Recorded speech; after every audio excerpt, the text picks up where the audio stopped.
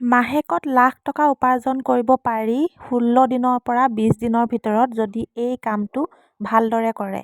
আৰু কেনেকৈ লাখ টকা উপাৰ্জন কৰিব অকণমান মই বুজাই দিওঁ।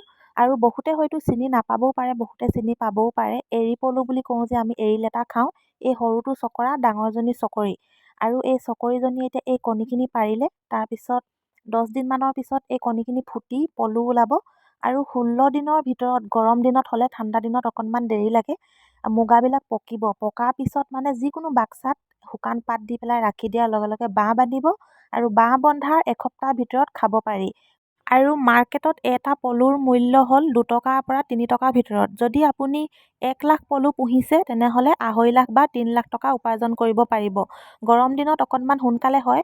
কণী ফুটাৰ পৰা পলু পকি বিকালৈকে প্ৰায় এমাহমান সময় লাগে। আৰু আপাহেঁতি বাৰু বিজনেছ নকৰে, ঘৰতে পোহে। আৰু ময়ো কণী অকণমান নিবলৈহে আহিছিলোঁ, তাকে বোলো অকণমান দেখুৱাই দিওঁ।